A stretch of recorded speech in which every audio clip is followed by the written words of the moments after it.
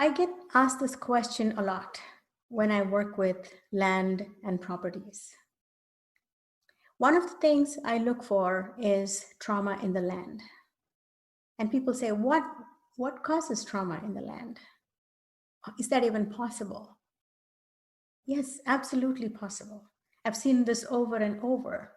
If you think about it, the history of land or the earth is way older, way beyond even mankind or our own existence, right? So much has happened on this planet, even before we came into the picture, even before anything else happened. So the land stores these memories of different experiences. Think of it the same way as your body that stores the memories of the different experiences it goes through in its cells, cellular memory as we know it. The same way, the land stores its memories too, whether good or bad. But the bad ones or the not so happy ones do leave a deep impact. And what are the typical causes for this to happen, right? That may be your next question. Some of them are natural disasters. Let's say earthquakes, hurricane, floods, fire, or anything else that's caused by natural calamities and difficulties.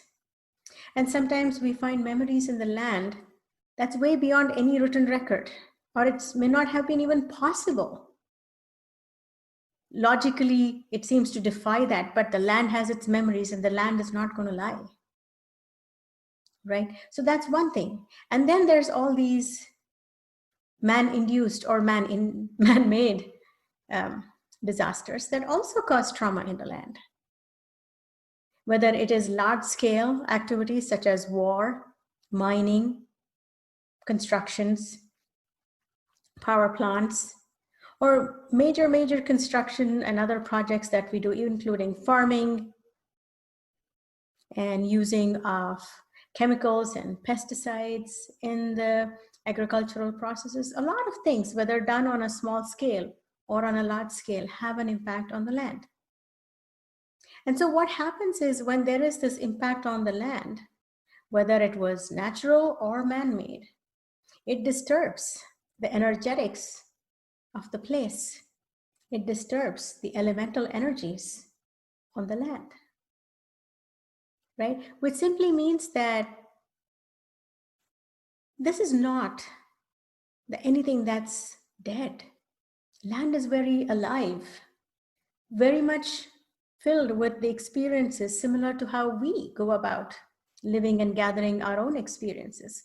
So when we just come along and do whatever, we don't realize what the land has gone through. And many times because of these disasters, there could be a disturbance in the ley lines, which causes a lot of health issues and other problems for the people that are living or working on that property. That's a very common thing that's picked up, geopathic stress as it's called, right? Or even EMF for that matter. Depending on the levels of exposure, I'm not saying everything is bad, but the intensity determines the impact. And here we come along and then we just claim a piece of land and just construct building on it, one after the other.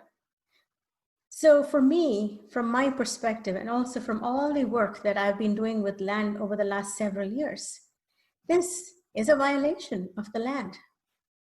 We have forgotten how to respect and honor the land that we live on and work on.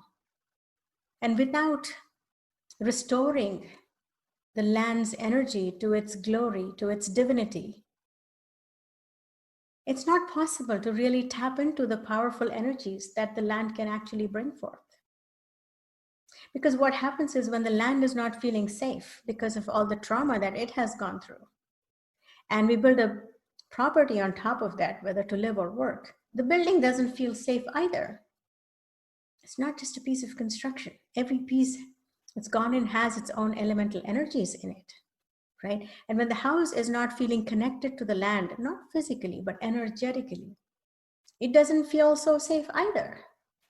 which means the people that are living in that property or working in that property don't feel safe either. And a lot of times the way this manifests is people pick up, some of the natural disaster frequencies, like if they've had floods and fire and earthquakes and all kinds of stuff, they have that feeling when they are on that property. Some people are sensitive to that. And for some people, it's another way it manifests is they are so afraid that they put on every form of security and everything under the sun possibly they can do to feel safe. But at the end of the day, they still don't. Right? So these are some of the ways you can tell there has been trauma in the land. If you're able to relate to anything that I'm saying so far, there's probably trauma in your land, and that can be healed. But just knowing will shift the way you feel about the land that you live on or work on.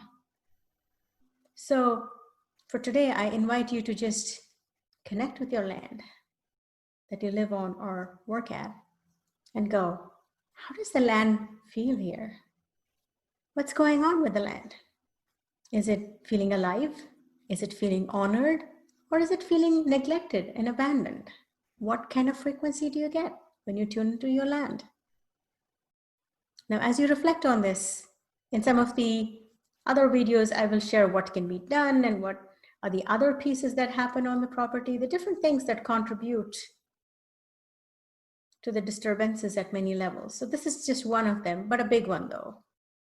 So if you have any experiences you would like to share, or if there's any way I can help support you and your land, whether it's a home, an office, a commercial building, whatever it could be, anything that concerns land, if there's any way I can support you, reach out and let me know so I can support you.